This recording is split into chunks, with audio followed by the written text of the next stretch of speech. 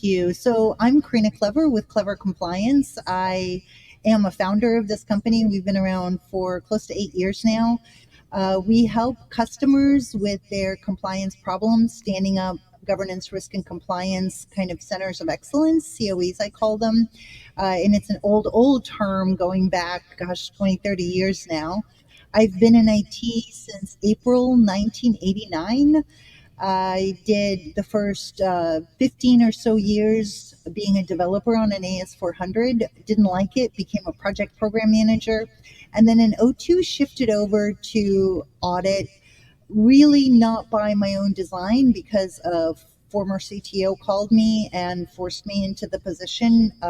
You were voluntold into it, basically. It was a great opportunity after he said, name your price. And so inherited a bunch of audit findings. And that's kind of how I started in the audit world and just started learning all about the influences that influence our company operations. And since then, it's been just different blends and variations of compliance and GRC. Sometimes it's just vendor management. Sometimes it's support delivery. Sometimes it's focused on a competency area like change management, although vendor management has really been taking a big one lately for a bunch of different reasons that I hope we can get into. And when you look at the overall picture of GRC and the steps that are involved, they're actually very repetitive and very predictive, and they're really not as scary as people make them out to be. So I really want to hone in on that point during this podcast. For sure. And I'd say that that's actually why it's rife with error and potential risk. Because as a checklist builder for like server build documents and security, I lived this life for 20 years. And one of the things that I would do is like really build standard operating procedures. And whenever you do them, I've also struggled with ADHD and I've real difficulty following ordered lists. So the irony is I would never use my own list, but I would build in assumed steps or I wouldn't write them down. So the reason I wrote lists for procedures was to make myself kind of verbalize what I was doing as I was doing it so that somebody else could do it. And then as I do it, it made me sort of rethink like, oh, can I optimize this? And so my angle was much more around process and process optimization. But then as I got into doing business continuity, disaster recovery, and security, it was like, oh, wow, this is really wild because it's very much built around practice and procedure. And then there are, like you said, GRC is a complex thing because people think, what does it mean? I've got a governance team. Well, okay, that's fine. Then there's a compliance aspect. And like, what's the difference between governance and compliance? And what's the R standard? But people really, they struggle when people change titles. It was the chief compliance officer, then it was the CISO, and anyway, it's a complex area of understanding for people that aren't in it, and that's also probably why it's a little daunting, for folks that are, I'm in tech, I'm just trying to do my job, and then these flipping audit people keep coming by and asking me, can you pull a record from this, and go, like, so it feels almost adversarial in the way sometimes it's practiced internally within the org. So I'll say that's the reason why it's an interesting thing for me that you've been very good at both explaining it and executing at scale, in teams from ground up. So let's talk about the G, the R, and the C. Let's start with the basics and set up folks that are brand new to more on what the totality of GRC is on governance and compliance. Sounds good. Yeah. So governance is how you're watching your own operations happen. So you want to create a governance structure across your entire company that has these little hook-ins that let you know whether or not that competency area is doing well or not. Risk, we're going to actually talk about as well. It's actually a lot simpler. So much, all of this is really, I'm going to keep using the word simpler. And the reason why I'm doing a lot of these webinars and podcasts is because I'm finding so many people being overwhelmed and daunted and confused by this topic. It's very sad for me that they are crippled and they're trying to stand up these programs, but really they're focusing on the spreadsheet versus the actual internal operations. And they're leaving big, wide, gaping holes because they're following the spreadsheet. So it's kind of, you want to come back to your actual operations. Compliance is from the word comply, right? So when you have these controls established in your company, you want to comply with them, and then that feeds your governance program. If you're not complying with your own controls, now you have a risk. And that's where risk comes from. So I think the most important thing to start with is kind of the beginning, right? So we have these things called regulations and frameworks. And for this podcast, I'm going to use them collectively as the word influences. They influence our company. They're outside of our company. There's a big hard brick wall. Imagine a firewall between your company operations and the influences and regulations that you have to abide by. So if we think about what frameworks are, they're made to be broadly applicable. That's very important to remember. When they are written, there's a bunch of super smart people sitting around a conference room. That's all they're doing for an elongated period of time. And they want to create controls that are broadly applicable. That's the most important thing to remember. They're vague, nebulous, theoretical statements that are just very ethereal almost and beautiful, but they're written for not for your company. They're written against all levels of maturity, all platform stacks, all industries, most industries, right? They're written against, it doesn't matter if you have one location or 72. It doesn't matter if you're going to adopt the entirety of the framework or a little bit. So what's really important here is to acknowledge that that framework that you're wanting to adopt is written broadly, and there's a ton of them, right? And I mean, I'm not even going to go into all of them. COVID 2019 is one of my favorite. COSOs, SOC 2s are based on COSOs.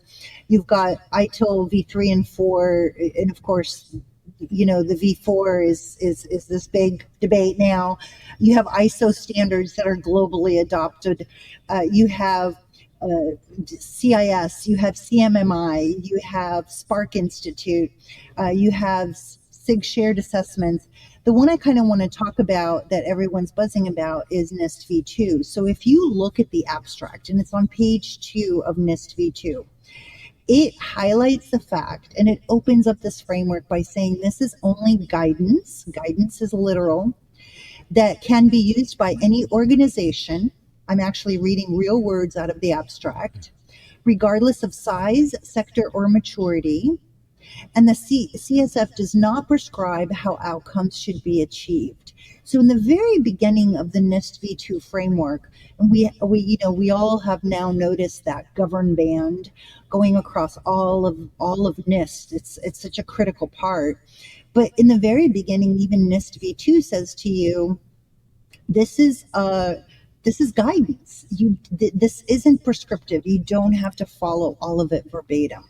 And that's very important to acknowledge as far as frameworks go.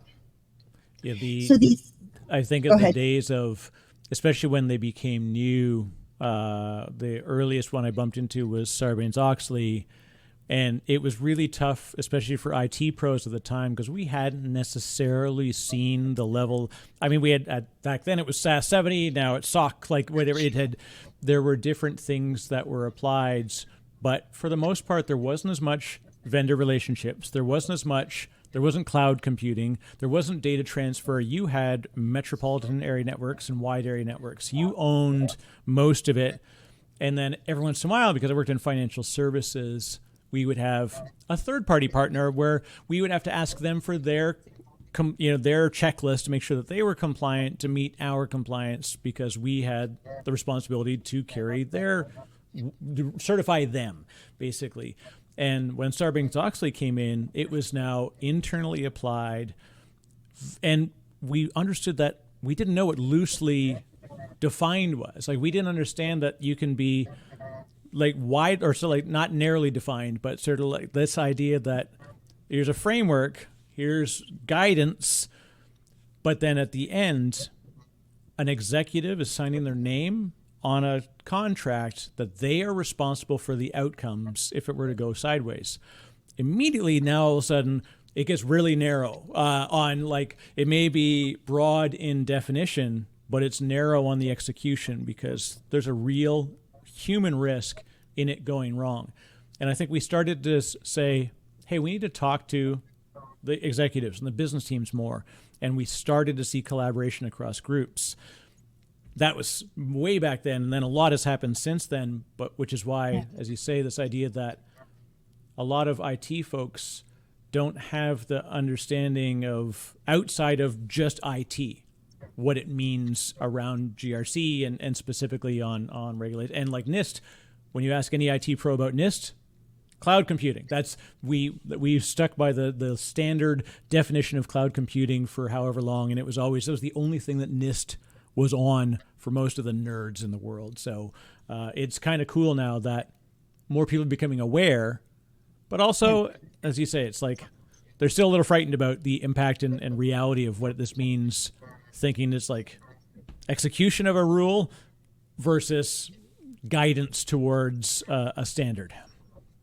So interesting you bring up SOX. So Sarbanes-Oxley is actually a regulation, right? So that's kind of the second part of that influence bubble, right? So the first part is that framework, and the second part is a regulation. So a regulation is Sarbanes-Oxley, is HIPAA, for instance.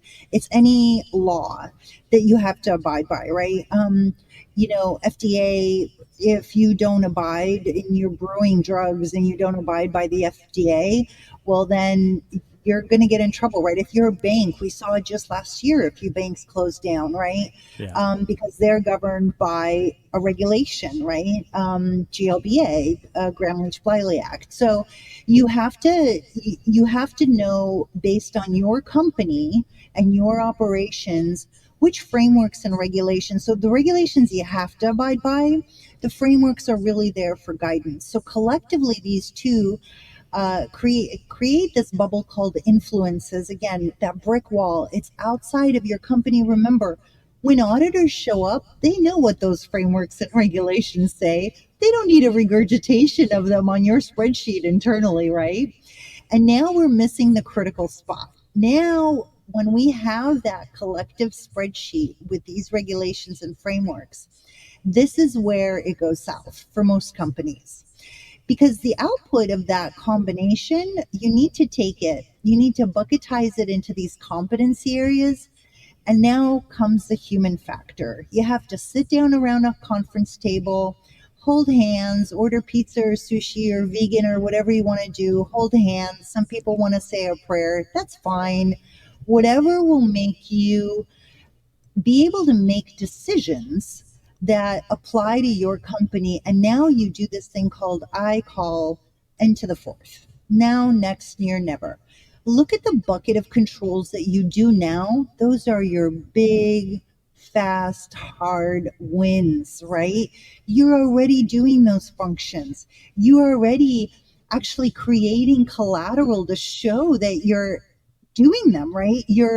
You've already executed on so many of these actual requirements that now maybe it's just a matter of just documenting the controls, right? So you don't, a lot of people try to boil the ocean for compliance, and it's just not realistic, and they just screw themselves at the end of the day with it, and they overcomplicate themselves, and then they call some big consulting firm. I always say, if you don't do into the fourth, it's the equivalent of having a recipe with 12 things on it for tonight's dinner. And you go to the grocery store and you buy one of every single thing that they have at the grocery store. You buy one of every vegetable, one of every fruit, one of every box thing, one of every canned thing, one of every refrigerated thing, one of every meat, one of every dairy, one of every cheese. You haul it all home, only to get to those 12 things that actually you need for tonight's dinner. And without this appropriation, this thing called N to the fourth, that's what you're doing. You're literally downloading the entirety of the grocery store into your GRC platform. And so now the first one is now. What are you doing now that you can document? What are you going to do next? So that's your next target. That's your about 1 to 3 year goal, depending on the company. Appropriate the project manager for it. Appropriate the budget. Prioritize the controls that you want to hit on next. Then there's going to be near. So it's your 3 to 5 year strategic goal. That's what shows up on your quarterly roadmap. And then there are nevers. There are actually, even out of regulation, you can exclude controls that don't even apply to you. And I'm going to use an example of 21 CFR 115. So that particular control says if you make goat milk ice cream, you have to use goat milk. Why is this important? Because when you're a pharmaceutical firm, global pharmaceutical firm, and you're brewing drugs in your cauldron, and you have a recipe list and a temperature list, and you're doing all of these things to make sure that the output is repeatable and consistent, but you don't make goat milk ice cream, but you have to follow the FDA. So what you do is while you're sitting at that table, you can actually figure out how to exclude even regulatory controls that don't apply to you, because why would you track them? Right. It's silly, right? So this middle part of appropriating those influence controls out of those regulations and frameworks, this is the part that everyone is missing. And this is the part at the design, architecture, foundation, whatever example you want to use, blueprint, some people say, you're missing that blueprint and you're coming up to a lot with a hammer and a nail, let's build a house. But you have no idea where the plumbing is, where the electrical is, what the layout is, where the walls are even going to go. But you got your hammer and nail, let's go, right? So this is where it's really important to just stop at that moment before uploading anything into a GRC platform or an IRM, integrated risk management is kind of equivalent now. The industry is starting to use this language, just like they're starting to use third-party risk management instead of vendor management. TPRM it's called. Right? Yeah. So as you're bringing this stuff into your GRC platform, make sure you're only bringing in the stuff that directly applies to you only. Yeah, this is the challenge that, as you say, there's so much that could be broadly applicable. And even in finance, there's mortgage finance, there's personal banking finance, there's investment finance, there's hedge funds. There are, even within, investments, there are different types of investments.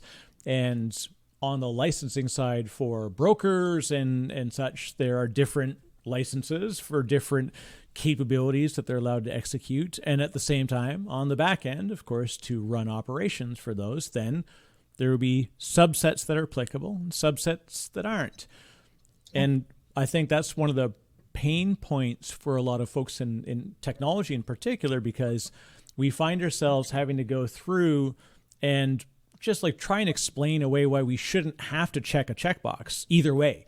And we don't necessarily understand the risk. Mostly it's risk avoidance because we don't want to be subject to the potential, like if there's a non-compliance, that's really what we're trying to avoid. We don't want to avoid non-compliance because we want to get away with it. We just don't want to have to be compliant for something that we don't actually have to be concerned about if it's not truly narrowly applicable. Obviously, we're nerds. We tend to be frightful of anything, especially the security team.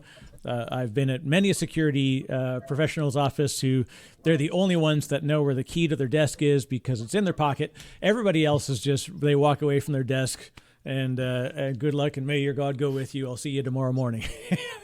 Right. So it's funny that we do in technology, we tend to play a little fast and loose in general. When it comes time to then do testing and evaluation, it's like, okay, now we get super serious.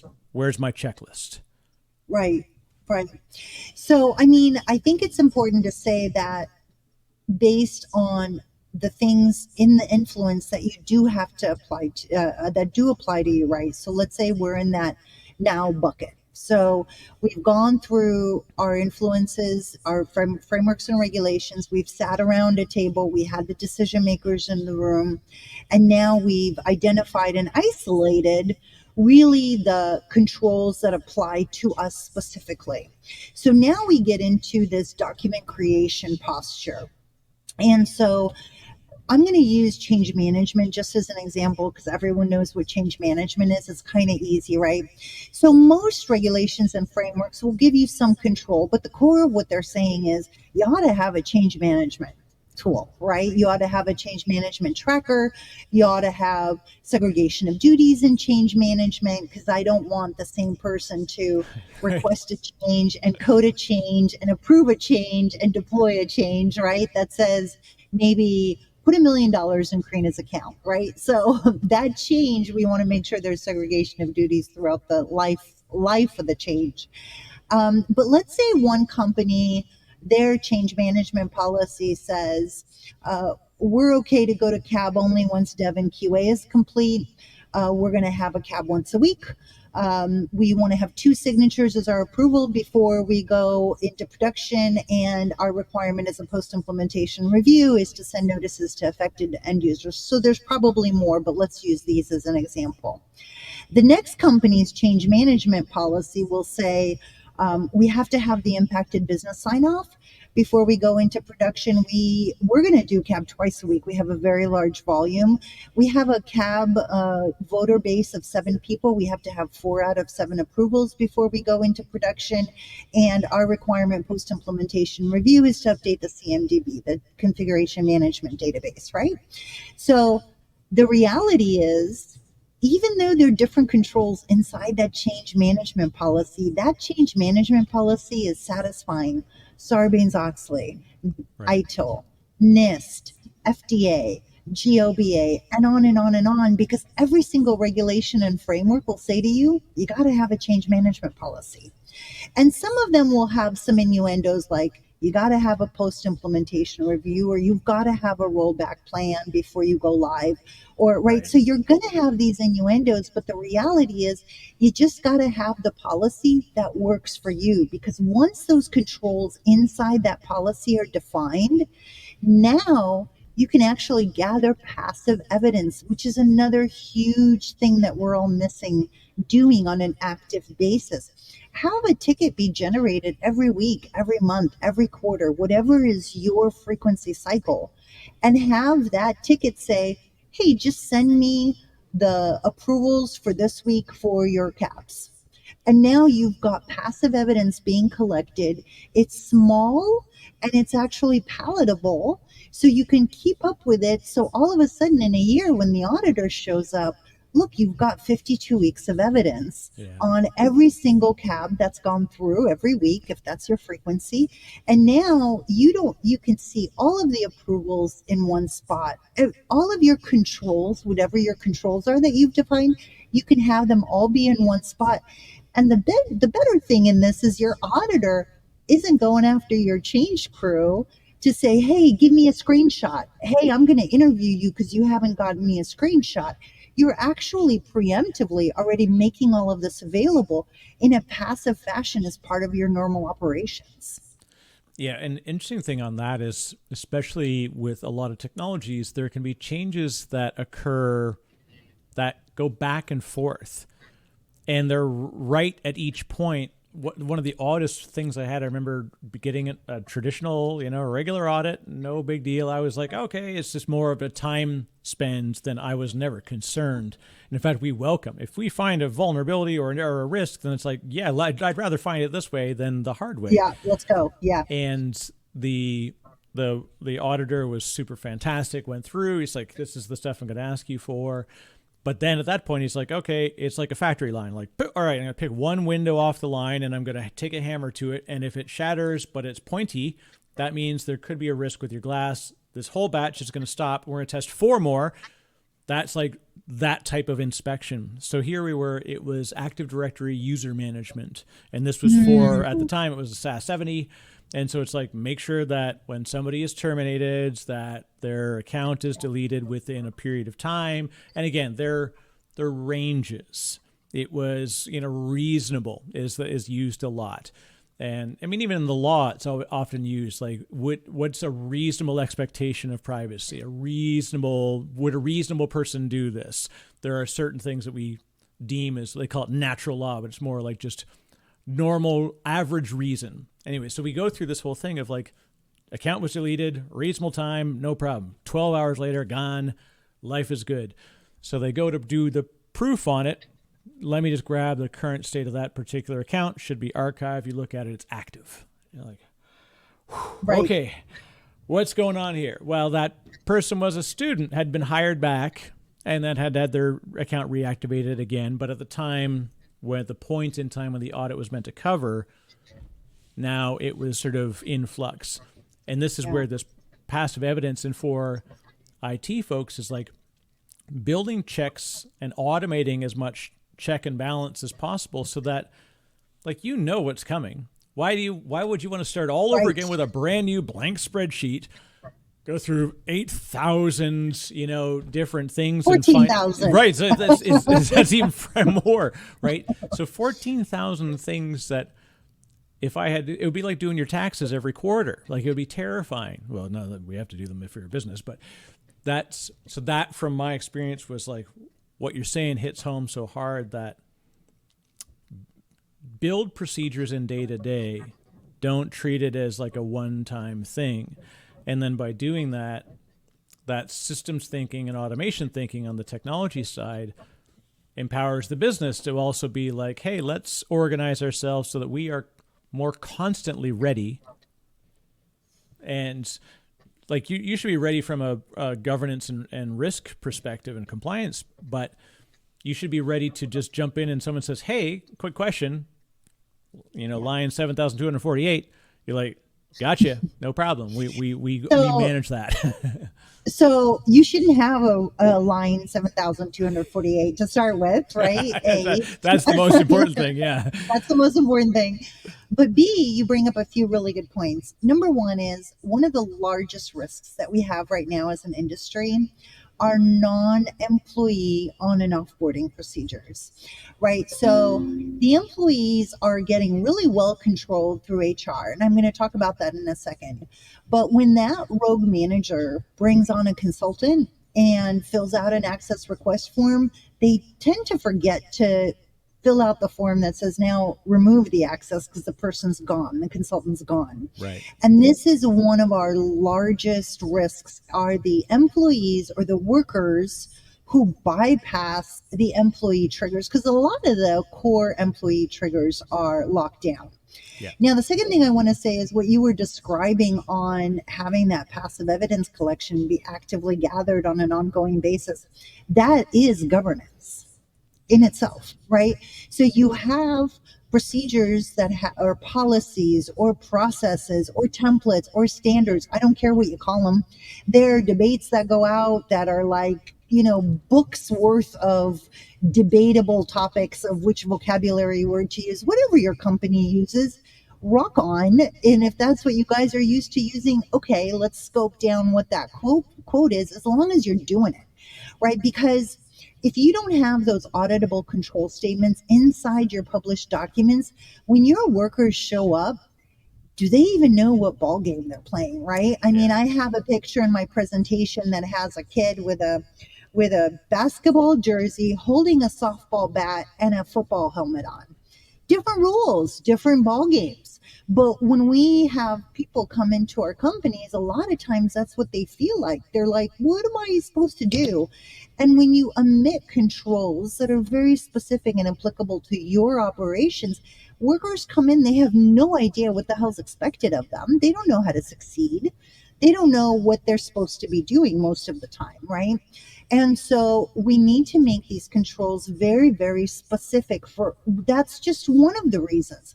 The other reason is, inside your published documents, you need to have statements down at the bottom that say, these are the cross-referential internal documents, and these are the controls from those influence documents that this document is satisfying. We are continuing to miss that piece, that bridge. And that is the thing that a lot of times, that's all you really need, is to show the auditor right? So auditors can be internal auditors, they can be the externally hired auditors, and there can also be regulatory auditors, and they kind of go in that sequence, right? Your internal auditor, if you got to pick a best friend auditor, pick your internal auditor to be your best friend, right? Because you want that relationship, you want that give and take, and to have them explain to you, what are you doing wrong? Where can you get better? Where's my biggest risk? These auditors that are showing up, what are they going to look for? Right. And then whatever report they have will be handed over to the next level auditor. And the federal regulators, you never want them to really show up. I mean, they may out of need and requirement to audit you, but you want to make that experience as short as possible, right? And if you have your ducks in a row, they come in, they see all they need to see. I mean, I've been in rooms where there's 12 federal auditors sitting around a conference table. They get a big pamphlet, we go through everything, and then they say, where's lunch? Right? So what auditors love to see unanimously across the board, regardless of who they're representing, is your own risk identification and risk mitigation. So I think we can get into that now if we can move on to the next topic. How are you? I like that. And I can say that, honestly, neither Karina nor I endorse the purchasing of lunch for federal auditors, as that would be considered a gift, which could be considered. We simply escort them to the area where they pay for their own lunch. Aldi, always. And it's Okay. even little nitpicky things. It's so funny that, like I said, it's the fear of reprisal and the fear of retribution, like unknown. We don't know what it means when we become non-compliant. It may just be like, hey, can you fix this like today? Oh, okay. And sometimes it may be like, hey, we got to now come back every month. There are certain, but we just don't know. Right. And there's so much technology now. Like there's no reason why we shouldn't have more comfort, at least in the ongoing process, which we'll talk much more about, kind of how much has changed in the time that you and I have been at this. Right. So okay, so when we have those documents and the controls are written, they have to be very specific, right? We have to know who the owner is. That's the first thing. The second thing is, how frequently does it happen? And again, depends on your own operations. Maybe weekly, maybe daily, maybe monthly, maybe quarterly, maybe annually, right? The other thing is, you have to omit those theoretical words. Now, they're all over the place, and they're all over a lot of the templates that we're seeing these days, and they're a little dangerous, right?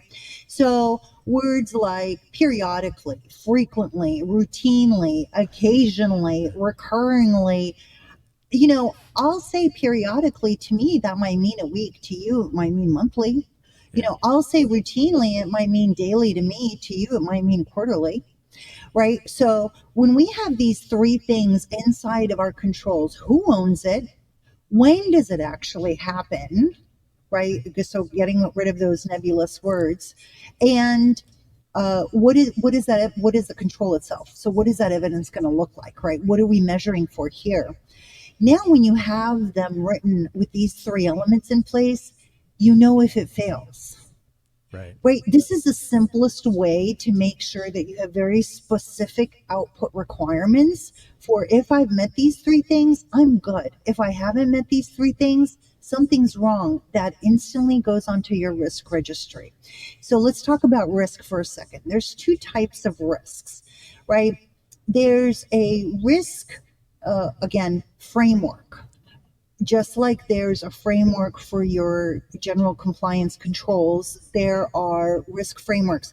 ISACA has a risk IT framework. ISO has 31,000, which is a risk management gauge. CIS has the risk assessment method that's called the RAM. NIST has 837. It's called the risk management framework. So there are a lot of those frameworks that basically say, think about environmental risk, think about reputational risk, think about whether a tornado is going to come through and take the roof off. Think about opening up a data center in Los Angeles, right?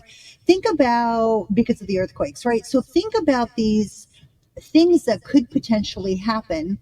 And as you're doing that, and those are important to acknowledge and use as another framework, but as those things are happening, if your documents are written the right way with controls that are written the right way, now you instantly know if a control is failing.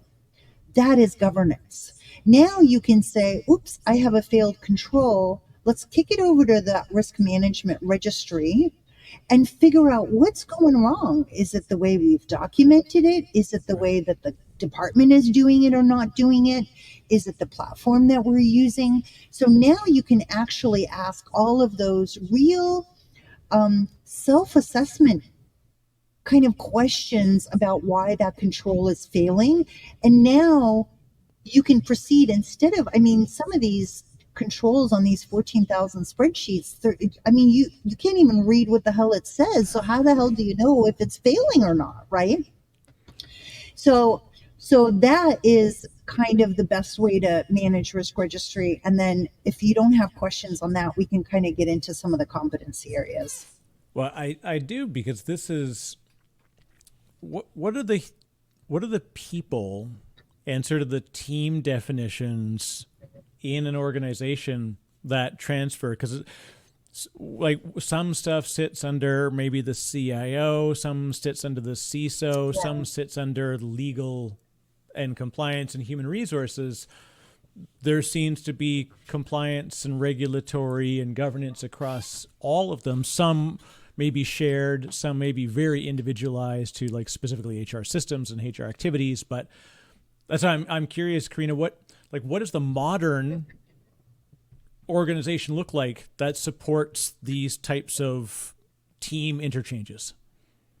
So I'm going to hate to give you this answer, but the reality is it depends, right? It depends on the industry. It depends on the size. It depends on where your operations are. If you're a global company, for instance, consumer privacy data may be handled a little bit differently because of, let's say, GDPR in EU, right? There's over 120 consumer privacy laws globally. 5 of them are now enactable. In the US, we have another 2 states coming on board July 1st, right? So we're going to be at 7. And even those 7 have, and the proposed federal privacy law actually cites a patchwork of state privacy laws, right? Because one state you have 45 days to fulfill the request, another one it's 30, another one it's 60, right? One says I can ask for an extension, the other one says no, you can't. So I mean, there's all of these different variations to even US based consumer privacy. So a lot of times the CISO is a very technical person who has grown up in the ranks and knows everything about everything. Is many times, unfortunately, a single point of failure because they do know everything about everything. And, to have compliance be part of their organization is sometimes a conflict of interest. Sometimes they bring in a compliance group or person just to give it to somebody else because they don't want to do it, right? Yeah. It's sometimes in publicly traded companies you'll have a compliance group under the CFO or the CRO as a chief revenue officer, right, or financial officer. You may have a compliance group out of the legal department. I'm going to pause for 1 second my long answer to your short question. Vendor management, I'm going to kind of hone in on this real quick before I forget it. A lot of contracts that are reviewed by legal for completely different checkpoints opposed to what a technology group might be reviewing a contract for with that vendor.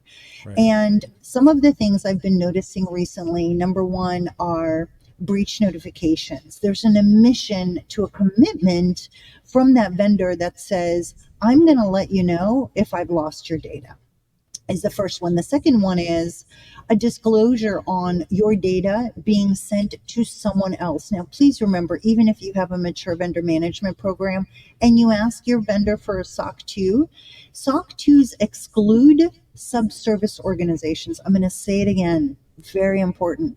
SOC 2s exclude subservice organizations. based on AICPA trust principles. Remember, SOC 2s were originally started by CPAs, right? So they were looking at specifically financial information, and your SOC 1 turned into a SOC 2, which included more IT controls. SOC 1s include financial controls.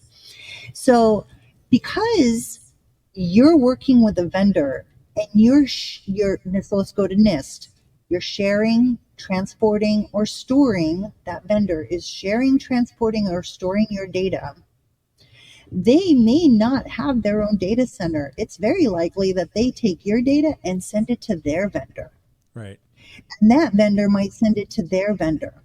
And so this chain reaction really has a hard stop that you cannot trace because of that contract and because of that SOC 2. So as part of your vendor assessment program, you have to very, very carefully and specifically ask about, do you share my data with someone else? And if you're sharing my data with someone else, who is that? How long are you holding on to my data? And where are you retaining my data? Because you know that downstream controls, those physical and logical access controls, they almost kind of disappear. And now if the frequency of your data is frequent enough, the backup frequency is frequent enough, the downstream data 4 or 5 vendors removed is probably about as good as only yesterday's data. So not that much of a variability, right? And the other thing you want to ask for is COI. You want to ask for cyber insurance specifically from your vendor and what the amounts are. Set the amount inside your own company as a threshold. Maybe it's 5. I wouldn't go less than 5, preferably 10 million. So, but your legal department, they may not be checking for these things, right? So in IT, you need to check for these things in addition to your basics, your SLAs, right? And so here's another huge thing that we're all missing. When we have controls that are written inside our company documents that say, my MSSP is going to take care of incident management for me. Where is that evidence? Right. Why is your vendor not providing you weekly, monthly, at least QBRs on a recurring basis? I walked into clients, it's 2 years since they signed with a vendor, and I say, okay, what kind of artifacts are they giving you? Because we're going to line this up to our compliance program. And I get blank stares. Well, I don't know. We just pay them. Legal didn't ask us for that. Well, why don't we leverage the fact that they are a company that is providing a service? If they're scanning, if they're do a ticket count, do a something, figure out a way how to validate the fact that this vendor is providing you evidence for the controls that they're accountable for in your governance program. And not only that, now you can take a look at those metrics and say, you suck, or you're amazing. I want to expand my services, or you suck so bad. When does my contract end? I'm going to give myself an RFP right now so that I can find a replacement for you, so that at the 6-month mark, I'm going to start parallel processing with the replacement. Yeah. Right. And until you get those metrics, you never know. There's no commitment to you for those SLAs. Well, SLAs are that's always a classic in technology teams as well, is that an SLA is merely a recommendation, not a really hard and fast thing. And if anything, it's usually about financial compensation more than actual service availability. So if you have a third party provider and they provide a service and they guarantee their SLA is 3 nines of uptime and they totally blow it out one day, then they say, hey, we're really sorry. Tell you what, we'll knock 1/30th of your bill off this next month. And you're like, our business was wiped out for 9 straight hours. You're like, we're a financial trading environment. This taking $1,000 an hour off of my bill is not fixing the problem that I have to deal with now. And so understanding not just what the SLA says, but what's the impact if it were to be breached, and I say breached in the mean that like we went beyond it. And then we talk about actual breach, as you say, COI, and understanding that there's insurance requirements, because if it does happen, there has to be some sort of financial recompense, and there has to be some way. we're not trying to punish people. We just have to be ready, because if something does happen, everyone downstream of that is now in this legal fund, that an end client. You know, we've got Betty in Wisconsin who has got her investment with, you know, company X, and company X decided to offshore some of their stuff. And then all of a sudden their back end payment processor moved to Texas and away from Colorado. All the stuff is moving around. It's not Betty's problem to know. It's all of our problem to know.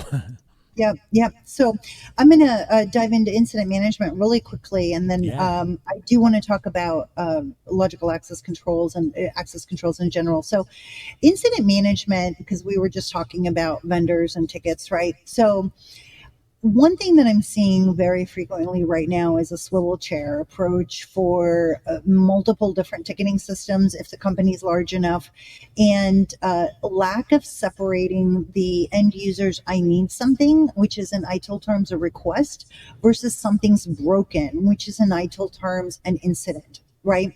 So a lot of ticketing systems will combine the two types of tickets into one. And so you don't really always have a very good sense of what's truly broken, especially when you have a flood of changes, incidents come in after a change record. You need to quickly be able to isolate them because your change may have broken something, right? We've seen it all. I got bad news. Every once in a while, somebody in the help desk, their MBOs are attached to the number of incidents in a month.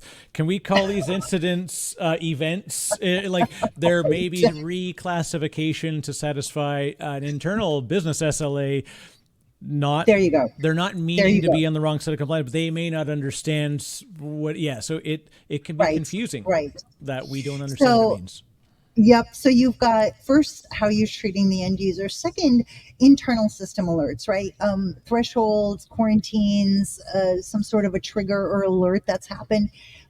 Make sure that dumps into the incident management platform, whatever you're using. I'm very tool agnostic. And if it's repetitive, create quick knowledge base articles that are actually embedded into that ticket so that whoever picks it up can actually execute on fixing it and at least has 3 attempt steps before there's an escalation that happens. Also, vendor alerts are very important. Vulnerability tools, external platform notices, right? Maintenance notification requirements like your preemptive SSL cert that's going to expire. Create the ticket 3 months before it does, right? Identified threats and scan results, provisioning and approval requests, right? One company, we sat down with IT and identified 37 possible tasks for onboarding anyone, any role, physician, temporary staff, student, full-time employee, administrative worker. And we had the max possible number was 37 different tasks. And so based on the role that was actually being brought on, you know, if it was a physician, we enacted task number 2, 3, and 4, then 7 through 12, and then 27 through 32. Right? If there was a different role that came in, there would be a different sequence of tasks that would get enacted. A different role would come in, a different set of tasks would be enacted. And in every single one, we actually had knowledge base articles that would create the knowledge for that technician that would pick up that ticket to be able to provision it. And so basically your least privileged permissions were actually enacted that way and enforced. Because so now I'm going to talk really quickly about access controls, right? So access controls must always be associated to a role, never a human. So really quick story. I worked for a company where there was a staff of 152 sales folks, and one of them came in crying into my office and confessed to me after some coercing that she changed her peer's commission check, that the peer was supposed to get 7,000 some hundred through 400 something dollars, and she rolled back the decimal, and the peer only got a $7 check. Well, the peer was she was mad at the peer because this woman ended up having an affair with her husband. They met at a holiday party 2 years before that. So now she just found out about this. She was very resentful and went to go change this woman's commission check. So a bunch of questions, and I'm going to shorten the story, but basically when I started figuring out why she was able to have access to change a peer's commission check and her fellow salesperson, what I figured out was the person who started the organization hired this woman and hired a different woman and said, replicate my access for this new person. And then this new person went and built out over 5 years this incredible staff of superhuman salespeople, now at 152 people. And every single time somebody came on, she'd call the help desk and say, replicate my level of access. Well, what ended up happening was all of them had read, write, and delete permissions to change commission checks. And nobody ever stopped to say, wait a minute, let's create a role that says this is salesperson access. I don't care if your name is Paul or Susie or Bobby or whatever your name is, right? But you're going to get this standard level of access for these systems. Anything on top of that, I need an approval. Right? I need a boss's approval.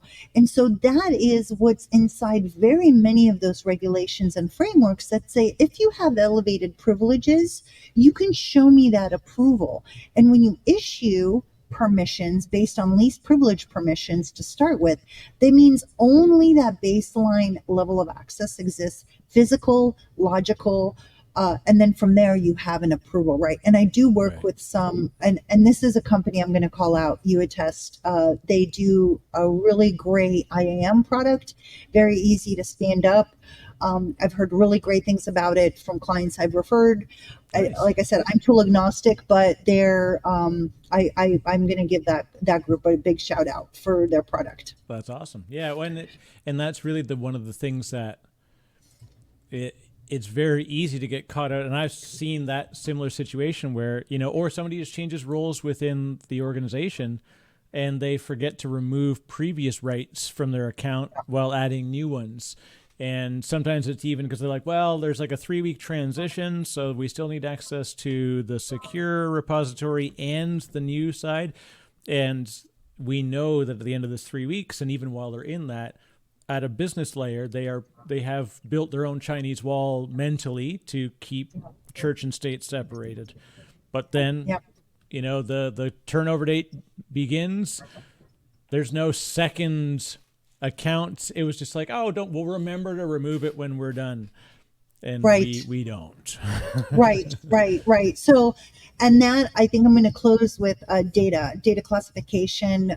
Some people call it data categorization, science that we have completely forgotten about because it's a lot cheaper to store data now than it was way back when I started IT. We had a 1 gig server that actually was the equivalent of 12 refrigerators.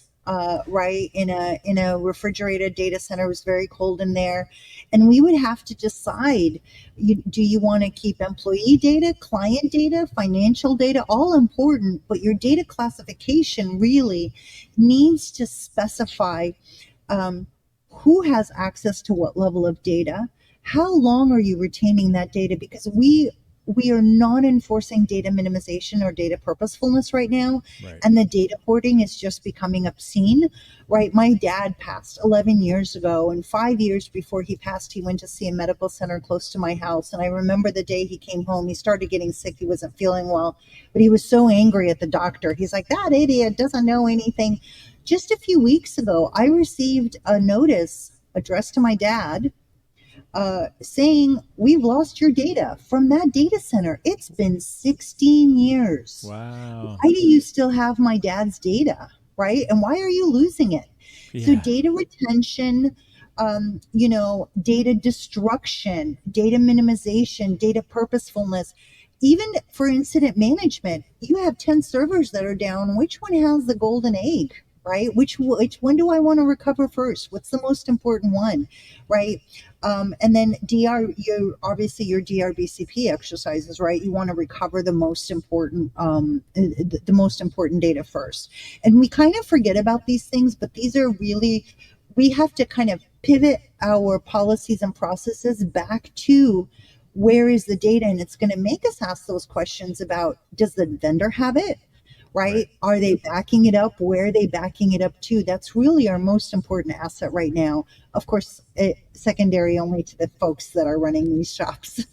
Yeah, well, and you even this interesting thing of like reporting, a lot of people sort of, there's a real sort of broad misunderstanding around stuff like even HIPAA, where we just believe like, oh, it's obviously like we'll find out if there's a problem. It's like, well, it's actually self-report.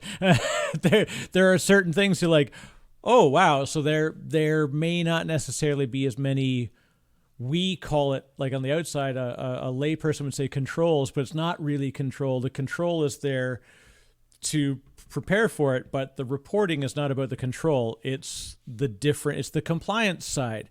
So we think, oh yeah, well they know they have to protect certain stuff, then we're good. Not realizing that under that particular regulatory framework, that it is entirely self-report responsible, and they're likely to. Like most companies do that, but it's like sometimes they don't even know, and that really sort of hits home this whole problem of the confusion between what are human repeated, business practices, that we've got so much technology that's there now.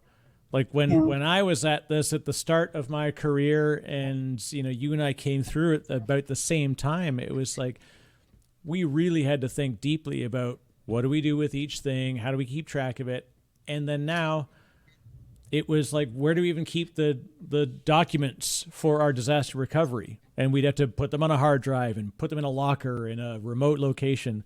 It's like, well, now we can put them in 17 different locations in the world in AWS or Azure in a second. That's great. Or is it? Like, is that introducing a new set of risk and compliance stuff that we should be concerned about? So, but the excuse to say that we don't know why we do it and we just do it the way we used to is an excuse that I don't believe is allowed to be used anymore. Yes. And speaking of HIPAA, I just put into the chat, the HHS has actually made available to us active investigations going back to the last 2 years on breaches that are over 500 individuals. And it's a very alarming read. And I encourage everyone, like even if you're in HR and you're selecting a vendor, make yourself available to go through that and just to find any companies of interest that you may be wanting to do work with if you're in the HIPAA space. There's I want to be on Santa's list, not that list. Wow. Right. Right. So in that, right, so Karina, you mentioned 14,000. There's a reason that number's important, and we chatted when we first met about this, and I was astounded. I spent the next 2 hours digging through, trying to find out who creates this stuff. We've got the framework, this idea of this unified compliance was like really neat, but I'm like, as neat as it was horrifying at the same time, thinking like, what's the responsibility and risk we're creating by strapping this on a person and saying, here's your Google Sheet template, good luck, and may your deity go with you. Let me know how it goes. Right. And like you said, because one thing could be applicable to 5 frameworks, and then one thing could be only applicable to one framework, and only applicable to a geographic region, and only applicable to a particular business vertical, and only applicable. It's literally, it's cryptography to me, how anybody could keep track of it. And they shouldn't, right? They need to take that in. They need to take that output. The one thing to really, really keep in mind is we are creating an obscene amount of unnecessary busy work. When you look at those sheets that are 12, 14,000 rows, and they are listing common controls, and I'm using air quotes, because there's many companies that do this, but that pendulum is swinging the other extreme direction, opposed to none at all, Then you have all of these, but now you need to really find that center balance, and that center balance is really what only applies to you. And use them, use that output as a as a check, as a, let me level set myself, make sure I don't want to forget anything. It's I'm writing my own policies, right? But outside of that, don't spin wheels and humans and hours on, I, just as a really quick closing. So an old boss of mine actually sat down to do this exercise very recently. We estimated that over the course of an annual year, we spent about 200,000 hours on compliance efforts. So this is the whole thing. This is, we're looking for, we're looking at influence documents, rules, regulations, and frameworks. We're updating our documents. We're working with the groups for the evidence. We're making sure that the groups know what they're doing. We're doing risk management. We're gathering evidence. We're in front of the auditors. We're coaching people to be in front of auditors. We're making sure the auditors have what they need and they're staying on scope. We have continual improvement. We have vendor management. We have risk management. So when you add up all of those things, 200,000 hours really isn't that much for the big company that we were, right? Now let's pretend that we're going to take fully loaded $60 an hour. So $60 an hour. This is your bennies, your PTO, your hourly rate, your rent, your insurances, $60 an hour. Actually, I think that's a little low, but we wanted to kind of stay safe in the safe zone, give a realistic number. This totaled over a $12 million spend for the company annually, but that was off of 14,000 controls.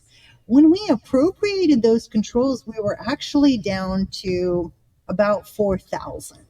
We saved over $7 million in unnecessary busy work just from getting rid of those common controls provided by one of those spreadsheet outputters that don't even really apply to us, or were embedded in some other documents that actually were applicable to the company.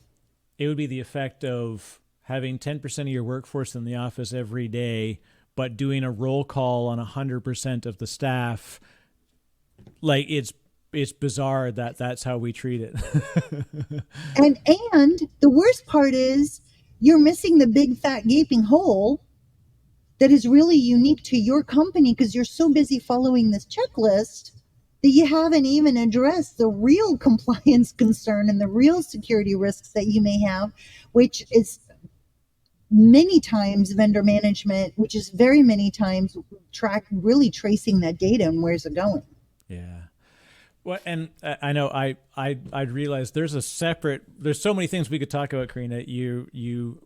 But I want to stop for a second before we finish up, because what are you doing? And this is like, you came to me because you've got such a broad set of knowledge, and you're solving incredible problems for your clients. So I want to make sure that you get a due shout out in what you are doing through your work, and where can folks find you.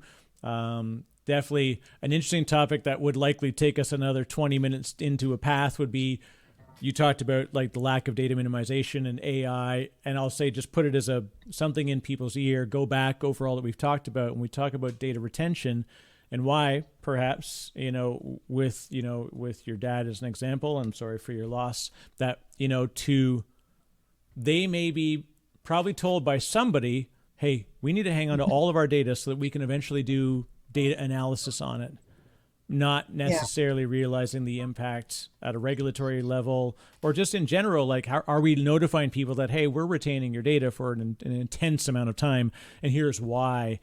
So we are going to see a real broad shift in an understanding or a misunderstanding of what the requirements are.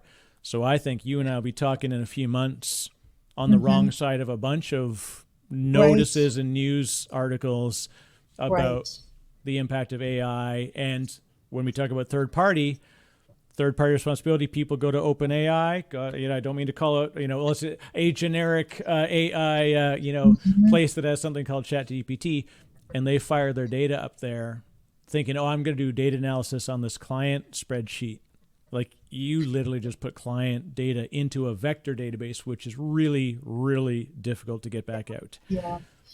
So I'm going to touch on this because I think it almost deserves its own separate podcast, right? So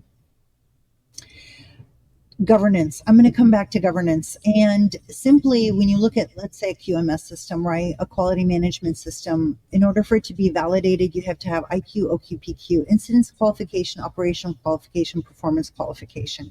Once you have those three things, you can call a system validated. That's part of a QMS, a quality management system, which is based on ISO 9001 principles. And so it's much more complex than this, but I'm going to minimize it and say there's an input, you do something with it, and there's an output. And now we have to control the input, we have to control repetitively what we're doing with it so that we can know what the output's going to be, but we know what's come in, right? So ISO has come out with 42001 back on December 9th, and we're seeing this in the EU AI Act as well, that basically says you kind of need to have a QMS system. You need to have a validated, qualified QMS system to manage your AI data. You need to know what's coming in, what it's doing, what its purpose is, how it's crunching those numbers or that data, and what is the purpose outward. So when we're looking at EU AIA and we're looking at ISO 42001, these are basically standards and principles now. So EU is going to become a law, right? It's already a law, but it's going to become actually enforceable soon. Right. And ISO 42001 is a framework. So we've got the same influence, regulation and a framework, right? And basically the consensus is you have to make sure that you're putting the right governance parameters around how you're consuming and using this data and what the purpose of this data is. Now, there are endless numbers of companies who are using our data completely unbeknownst to us, right? And I can go on and on and on about this. I'm actually having a battle with two companies right now who I'm demanding that they remove my data, but they don't know how to do that. You know, the whole anonymization and pseudo-anonymization is just kind of this concept of, you know, we want to keep the row, but we're going to, instead of calling it Karina Klever, we're going to call it user 123, right? Yeah. So when you go through the fact that most companies don't know how to solve for those gaping holes, now that is a big, huge risk for me, right? Might not be on a checklist. 14 even might not be on any of those 14,000 items that you get. There right? may be 16,000 by next year. Right, exactly. So I think that we all have to look. I'm all for efficiency, and I think technology is a business enabler. And if it's not enabling business, then chuck it out the window and go find a technology that does enable your business. And I want all technology to enable business and optimize our services. But when we are starting to use it as a crutch, B, blindly following when we really shouldn't be. You know, 20 years ago when the internet came out, or it's been a little bit more, and we all used to say, oh, everything on the internet is true.